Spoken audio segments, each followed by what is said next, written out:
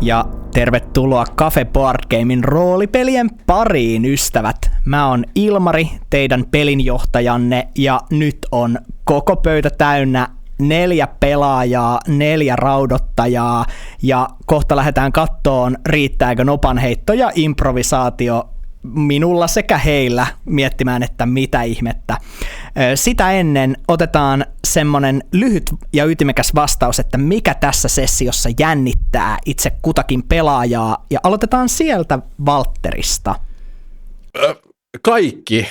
Oikeasti kaikki. Mä oon Helmi ja siis aivan kaikki myös. Ei ole mitään muuta. Nimi on Aave ja ei voi typistää muuten kuin kaikki. Antti voi fokusoida ja typistää, lukeeko Nial tällä kertaa ohjeet ennen kuin toimii. Tätä on hyvä miettiä itse kunkin. Ja seuraavaksi luvassa on ohjeiden lukua ja Merheal raudoittajat.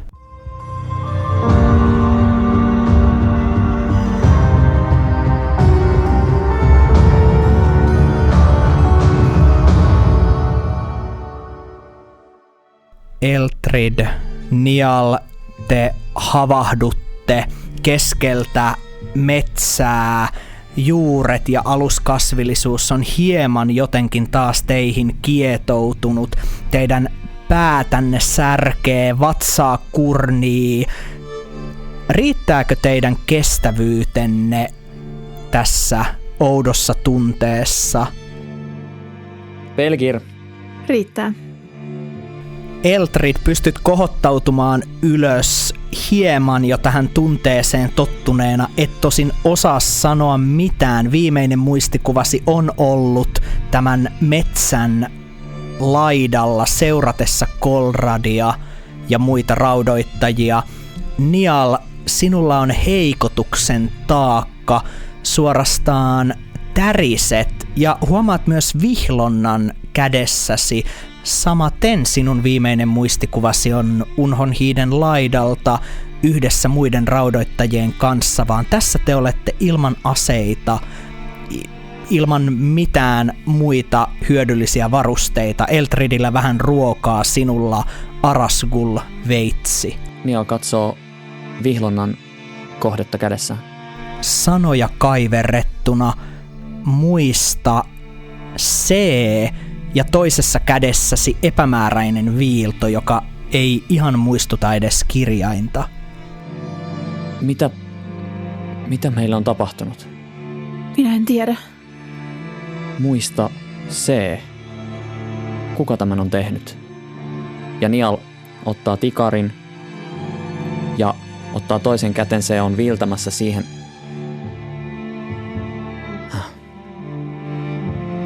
Tämä on viesti minulta minulle. Ilmeisesti se ei ole toiminut. En ole muistanut, mikä on C. Missä muut ovat? En tiedä. Nial katselee ympärilleen. Näkyy vain näitä puisia asumuksia, ei ketään missään. Näet kuitenkin lähellä puun runkoon kaiverretun haltijan neidon, pitkät hiukset, kaapumaiset vaatteet. Hän pitelee käsissään veistä ja toisessa kädessä soihtua, ja hänen edessään on kivinen astia, jossa on jotain hiillosta, ja hänen yläpuolisessa puussa roikkuu kuvakudoksia. Onko tämä jonkinlainen alttari? Celestil, haltijan pyhimys. C. Luulen niin. Soihtu ja veitsi. Nial katselee alttarin ympärille, näkyykö siellä mitään? Riittääkö etsimisesi havaitsemaan tarpeelliset? Riittää. Huomaat katsellessasi maata niin muutamia katkenneita hiuksia, joita lojuu hieman sekalaisesti ja osin aluskasvillisuuteen hautautuneena alttarin ympärillä.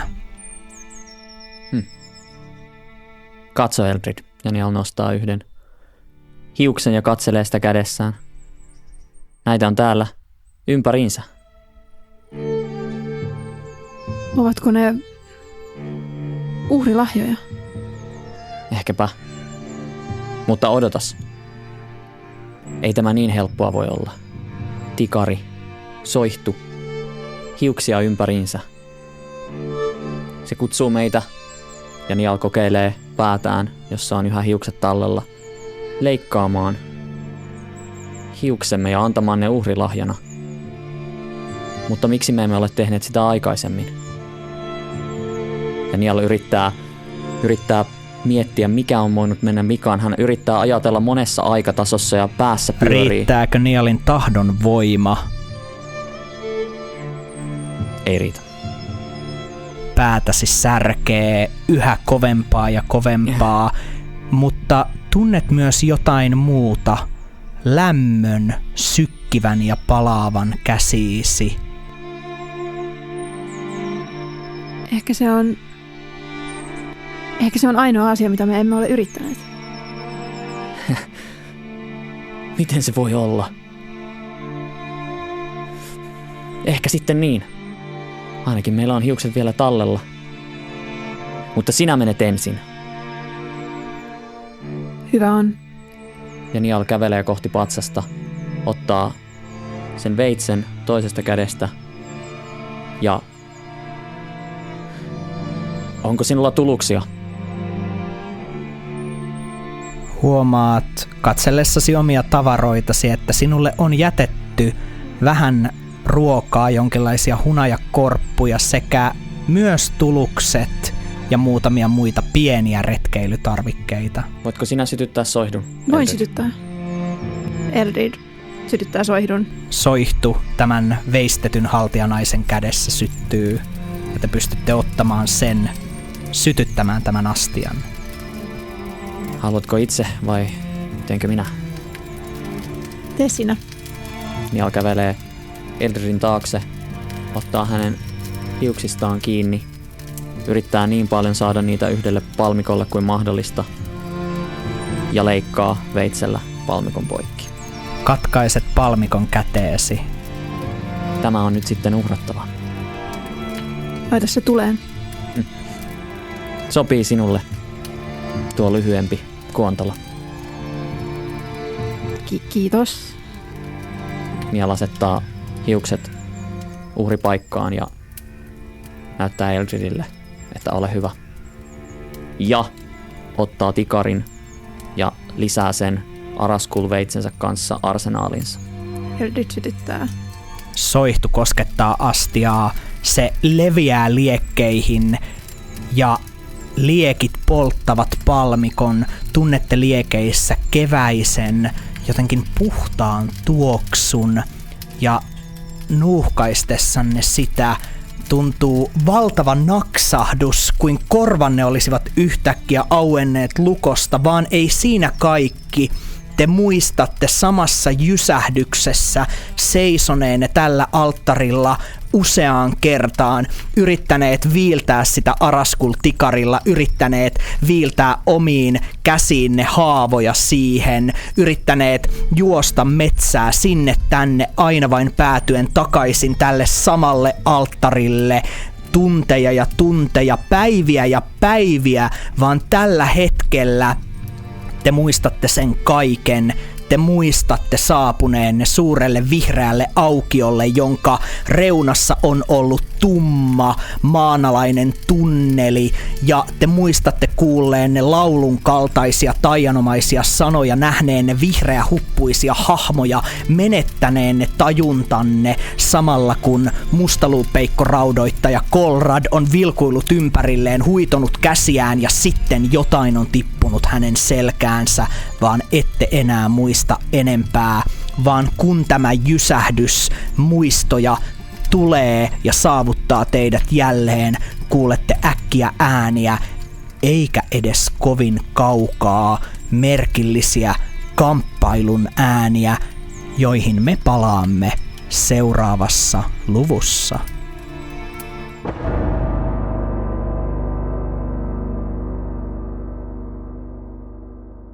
Kolrad, osuessasi maahan näet 2 vihreäviittaista huppupäistä haltijaa, jotka juoksevat ympärillesi, 2 muuta kaljua Celestilin seuraajaa. Toinen näyttää lyhyeltä, lähestulkoon lapselta, vaan hän ei ole laskeutunutkaan aivan maan tasolle, vaan hän hyppii läheisten puiden oksilta toiselle. Ja tämä toinen puolestaan kiertää peittämään tätä tunnelia, jonne juuri aikaisemmin olet nähnyt tämän vanhimman Celestilin seuraajan sauva kädessään astelevan raudan minuarin kanssa. He ovat vasta hetki sitten kadonneet varjoihin, vaan nyt nämä 2 Celestilin seuraajaa kiertävät sinua, huutavat, toinen haltijakielellä, toinen yleiskielellä: pysähdy, asetu aloillesi. Mutta mitä tekee Kolrad, jolla on aloite tässä tilanteessa? Kolrad ensin huutaa, katsoen samalla ylöspäin: hyvää työtä, raudoittaja Auri! Hoitele sinä ne, niin minä vapautan muut! Ja lähden ihan täysillä samalla yrittäen löytää vainua näistä 2 muusta raudottajasta. Riittääkö havainnointisi saamaan vainun? Ei riitä. Lähdet juoksemaan. Hajuja on yllättävän paljon. 2 erilaista haltijaa, tämän maagisen metsän kipristelevät tuoksut sekä multainen maatunneli edessäsi. Vaikea paikantaa. Olet lähtenyt eteenpäin, mutta toinen näistä Celestilin seuraajista kaivaa käärön, mutisee ja vaereernemenes. Ja äkkiä huomaat, että valtavat juuret syöksähtävät multaisesta maasta ympärillesi kaikin puolin. Riittääkö ketteryytesi? Ei riitä. Onnistut juoksemaan muutaman askelman ennen kuin nämä juuret nappaavat sinusta kiinni joka puolelta ja alkavat vetää sinua kohti maata. Aurelio, olet ylhäällä majassa ja miten toimit? Näkyykö alas tikkaita tai mitään askelmia? Et näe tikkaita, mutta näet muutamia alaoksia, jotka ovat sellaisia, että ketteryytesi turvautuen tai jopa akrobatiaan pystyt hyppimään niitä kenties päästen turvallisesti maahan. Aurelio huutaa sieltä ylhäältä: meidän piti keskustella. Ja sitten huutaa vielä haltijakielellä: älkää tappako häntä, hän ei tarkoita mitään pahaa, hän on vain hölmö. Ja sitten koittaa kiivetä alas. Riittääkö akrobatiasi tässä koetuksessa? Tai ketteryyttä. Vyrmra.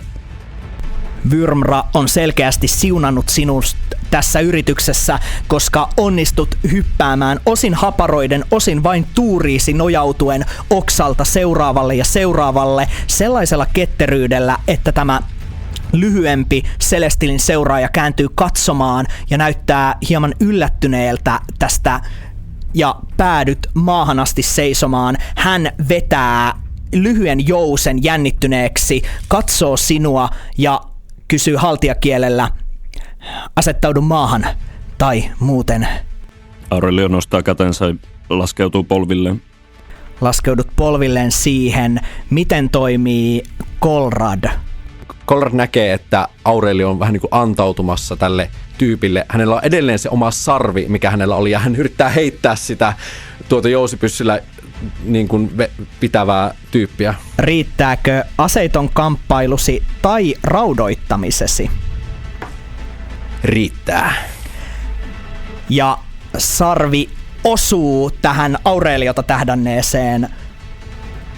Tekee syvän haavan. Syvä haava. Hän on tähdännyt jousella Aureliota ja samaa aikaa mustaluinen sarvi lävistää hänen kaulansa. Näet tämän haltijan kasvoilla pysähtyneen kauhun ilmeen, joka jähmettyy kuolemaksi ja hän kaatuu maahan retkottamaan. Samaan aikaan näet, että tämä toinen haltijanainen, tämä käärö kädessään, huudahtaa kauhistuneena ja alkaa mutista uutta loitsua ja tämä vaatii kestävyyttä. Riittääkö se vastustamaan, kun juuret alkavat rusentaa sinua, Kolrad? Ei riitä. Otat tästä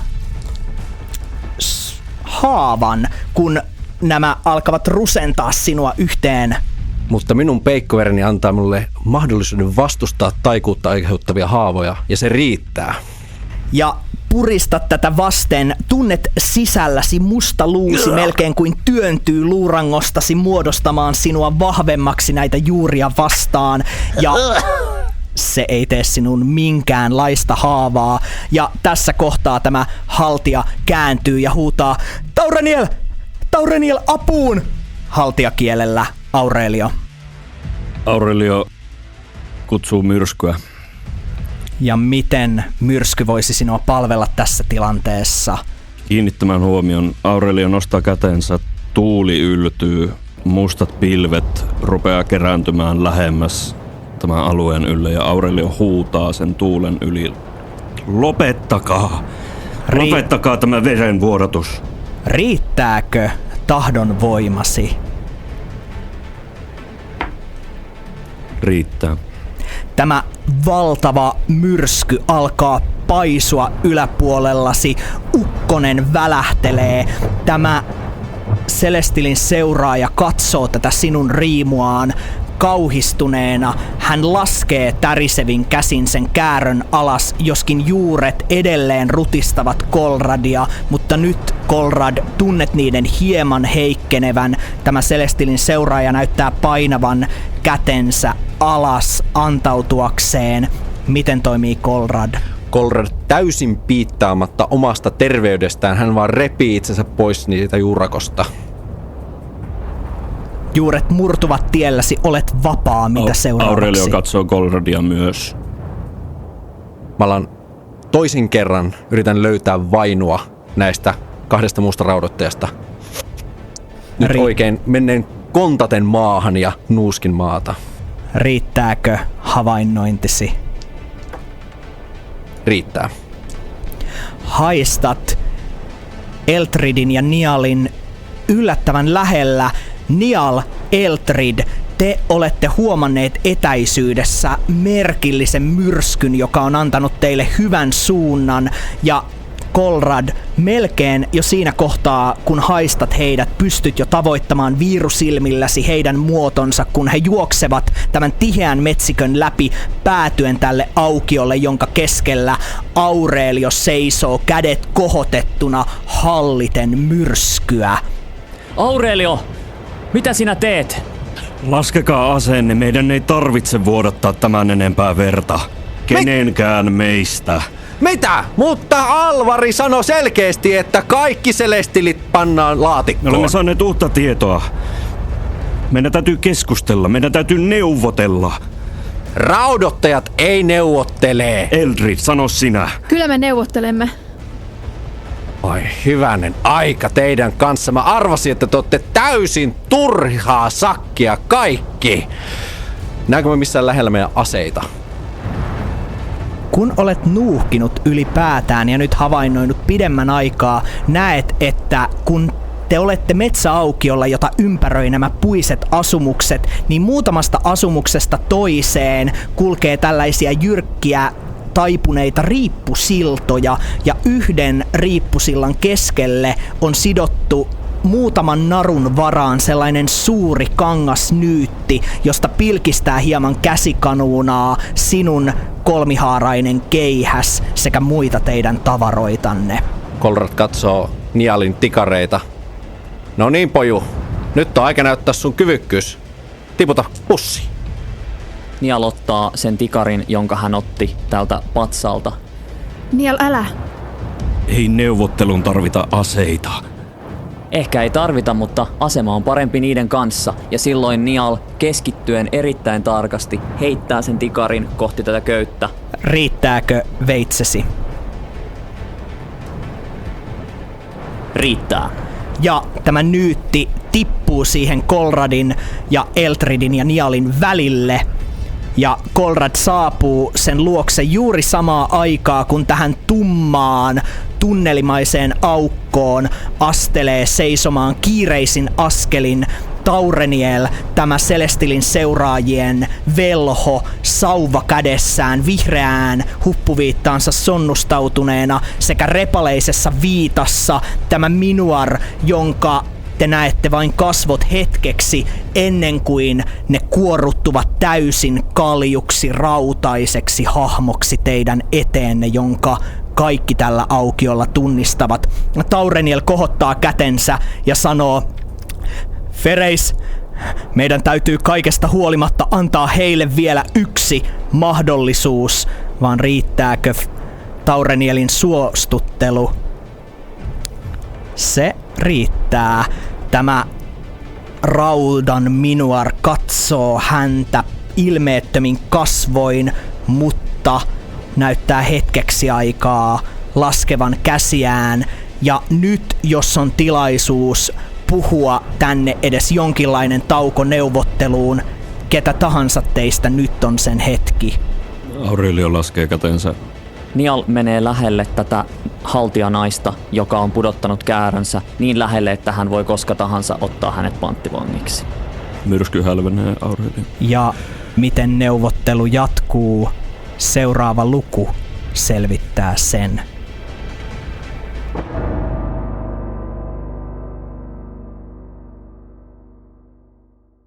Te kaikki seisotte tällä aukiolla. Adrenaliini tykyttää edelleen suonissanne. Useimmat teistä ovat valmiita hetkenä minä hyvänsä jatkamaan taistelua. Nial on veitsi valmiina lähellä tätä kääröä pidellyttä Celestilin seuraajanaista. Yksi Celestilin seuraajista, lyhyempi, kevytrakenteisempi, kenties metsähaltija alun perin, makaa kuolleena verilammikossa Kolradin sarven surmaamana, kun taas Aurelio on juuri laskenut myrskyn aukiolta kiinnittäen kaikkien huomion. Eltrid, seisot lähellä Nialia. Kolrad, olet edelleen avonaisen nyytin vierellä, missä on teidän aseenne ja varusteenne. Ja Taureniel, tämä Celestilin seuraajista vanhin, katsoo syvänruskeat silmät suurina tätä näkyä, järkyttyneenä, surullisena, mutta hän painaa sen kaiken sisälleen, toisin kuin tämä rautainen Minuar, jonka käsistä on jo tullut pitkät miekat ja jonka kasvot ovat ainoastaan raottuneet paljastamaan terävän leuan ja suun, jotta hän voi muuten rautaisen ihonsa läpi puhua, mutta hänen silmät ovat kylmää kuollutta veistosmaista rautaa. Hyvä on, raudoittajat, teillä on jakamaton huomiomme. Te olette tahranneet Virthelenin pyhän metsähaltijaklaanin muinaisen alueen, klaanin oman lapsen vereen. Mitenköhän te nyt rakennatte tästä sellaisen rauhan, jossa lisää verta ei vuodateta? Kukas sinä olet? Taureniel, Celestilin seuraajista vanhin, tällä hetkellä tässä 3 ryhmässä, jota nyt on enää 2 hengissä. Taureniel, tuntevatko haltijat sellaista käsitystä kuin omistusoikeus? Nial, sinä et puhu meidän ryhmämme puolesta. Eldrid puhuu. Aurelio, rauhoitu. Minä yritän vain aloittaa neuvottelut puhtaalta pöydältä. Emmekö palauttaisi ensin varastettuja tavaroita meille, niin voisimme neuvotella tasaväkisinä. Kolrad, sinulla näyttää olevan oikea idea. Te puhutte omistusoikeudesta, vaan teillä on hallussanne sivu, jota teille ei varmasti ole annettu avokätisesti. Sadonkirjan sivu. Kenellä? Niin, kenellä? Se löydettiin sinulta, nuori raudoittaja, silloin kun loitsumme tajuttomuus, muistin menetys laskeutui kehoosi. Valehtelee! Hän valehtelee. Emme voi luottaa haltioihin. Hän sanoo mitä tahansa saadakseen tämän neuvottelun päättymään niin, että me taistelemme keskenämme. Järvilinnan rannalla arkusta hävisi yksi sivu. Silloin kun sinä olit johtajana. Ja nyt se löytyy sinulta. Hänen mukaansa. Oli miten oli. He eivät tahdo Sadonkirilla pahaa, emmekä me halua, että Sadonkirilla tehdään pahaa. Me tahdomme kaikki yhteistä samaa asiaa. Se on meissä yhtenevää, ja toivoakseni ainakaan kaikki teistä eivät tahdo jatkaa tätä verenvuodatusta. Me haluamme rauhanomaisen ratkaisun, jossa enempää verta ei vuoda. Sitä me myös haluamme. Hän on johtajamme. Taureniel, toivomme, että voisimme tutustua paremmissa merkeissä, mutta on mitä on. Mitä te haluatte meiltä? Jos te haluatte tämän sirpaleen kirjastoa, te saatte sen. Te ehkä tiedätte, ehkä ette, mutta kirjasto itsessään on laaja, hajonnut, 100 palaksi ympäri Merhealia. Tämä on vain niistä yksi.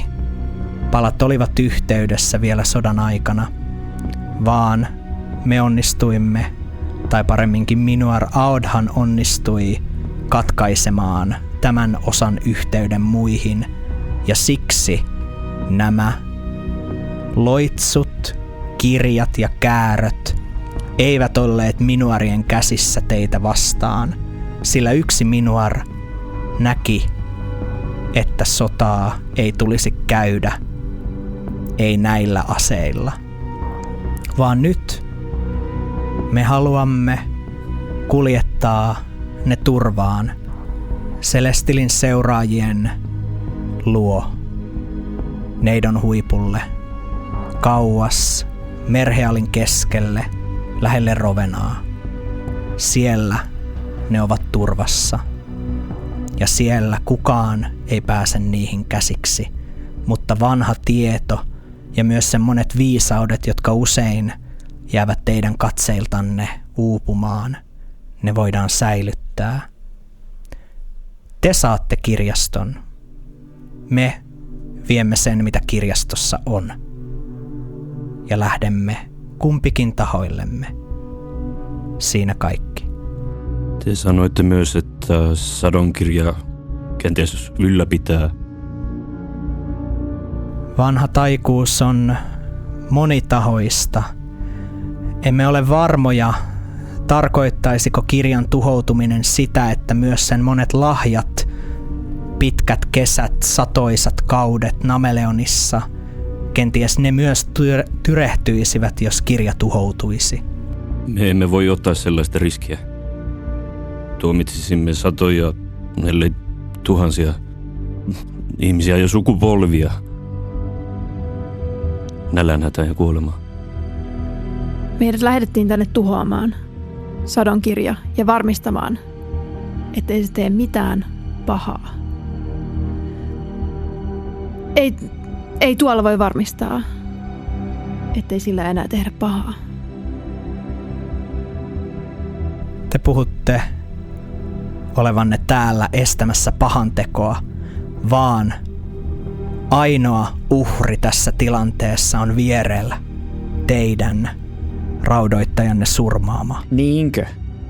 Jokivälin kylä. Siellä me näimme, mitä nämä sivut voivat saada aikaan. Ovatko ne sinun mielestäsi turvallisia? Oli varmastikin meidän virheemme yrittää salakuljettaa kirjaa sivu sivulta pois Nameleonista. Hyvä. Voimme siis tehdä diilin, eikö totta? Jättäkää se yksi sivu, jonka löysitte, mistä nyt löysittekin. Jättäkää se meille. Jättäkää se meille ja antakaa meille pääsy kirjastoon. Lopun saatte viedä. Ja riittääkö Nialin suostuttelu haitalla?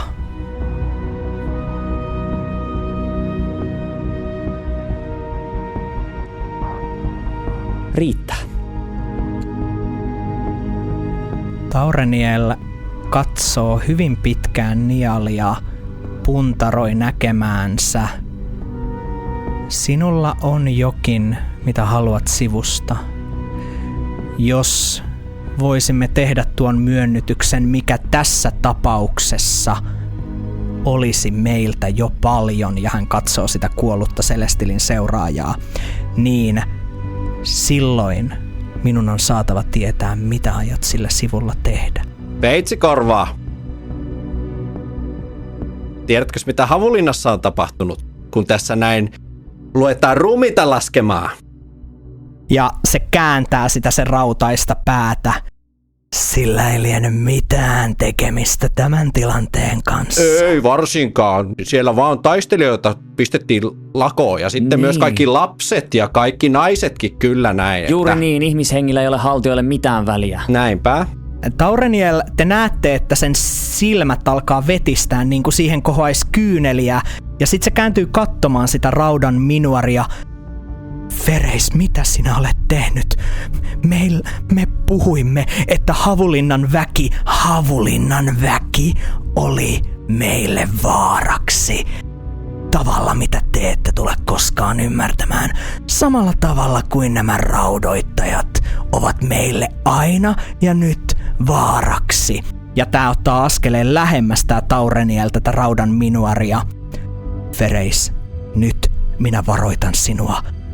Aivan liikaa verta on jo vuotanut. Sinä et voi. Ja samalla hetkellä tämä raudan minuar kohottaa kätensä ja tämä Celestilin seuraaja uppoaa tähän multaan, kuin se olisi yhtäkkiä muuttunut suon silmäksi. Ja tämän raudan minuarin käsi puristuu nyrkkiin ja samaa aikaa tämä maa jähmettyy tämän Celestilin seuraajan ympärille niin, että vain hänen kaulansa on sen yläpuolella. Fereis! Nyt, ja kaikki raudoittajat aivan rauhassa.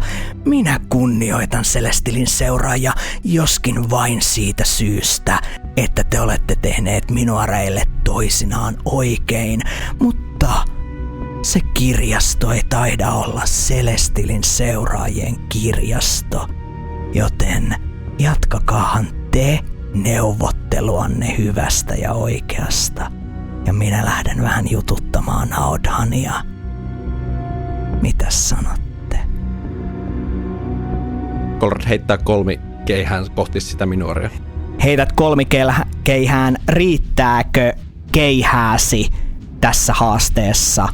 Ei riitä, mutta Golrad puskee. Hän on hyvin raivostunut siitä, että hän on joutunut odottamaan näinkin kauan, että voi hyökätä minuarin kimppuun. Ja se riittää. Ja keihäs iskee tätä minuaria. Ei valitettavasti mene läpi. Ja nirhaisee hänen keskivartaloaan. Hän horjahtaa samalla hetkellä. Taureniel saa toisen käden vapaaksi, tavoittelee tippunutta sauvaansa, mutta ei tarpeeksi nopeasti, koska tämä raudan minuar naurahtaa kylmäävästi ja heilauttaa käsiään, ja tämä suuri multainen tunneli alkaa pikkuhiljaa pudota kiviä ja palasia ja multaa, ja hän alkaa liukua taaksepäin melkein kuin hän liukuisi tämän mullan, tätä maata pitkin, ja hän nauraa mennessään kohti hämärään huutaen: katsotaan, kuka meistä on ensin kirjaston ovella, raudoittajat. Jos se olen minä, niin teidän pieni maanne tulee uppoamaan mereen, kuten tämä käytävä. Ja hän katoaa näkyvistä, miten toimivat raudoittajat. No niin, perään sitten nyt! Niall lähtee äkkiä ottamaan muutaman varusteen tuosta nyytistä ja sen jälkeen Lähdet juoksemaan, maa tärisee ympärillä. Suoraan vaan. Eldrid pyrkii heittämään tämän haltijan sauvan haltijalle.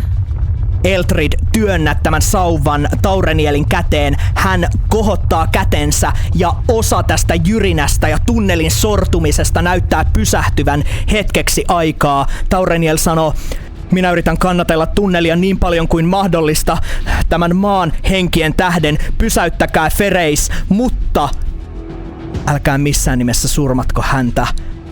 Liikaa muinaisten verta on vuotanut. Minä en voi kuin luottaa teihin. Menkää, se on tehtävä nyt. Niall menee sen haltijan luokse. Sivu! Anna se sivu minulle! Anna se! Hän katsoo sinua tämän pienen kitkerän hetken. Jani aloittaa Araskultikarin. Anna se! Tai lisää verta vuotaa, lupaan sen. Anna se! Ojentaa sen sivun hitaasti, toinen käsi tätä sauvaa pidellen. Ja aloittaa sen sivun. Minä en tee sillä mitään pahaa. Sen minä lupaan. Mene, Hyvästi. lapsi. Ja hän kohottaa toisen kätensä. Te syöksytte jyrisevään, järisevään pimeyteen, kuullen vain sellaisen raudan ja mullan kirskunnan ja kiven raapimisen teidän edessänne pimeydessä samaan aikaa, kun tämä Minuar on hetkessä kuronut valtavan etäisyyden teidän välillenne, mutta te tiedätte, että teidän on pakko ehtiä kirjastoon ennen häntä. Koko Nameleonin tulevaisuus riippuu siitä, ja tästä me jatkamme seuraavassa jaksossa.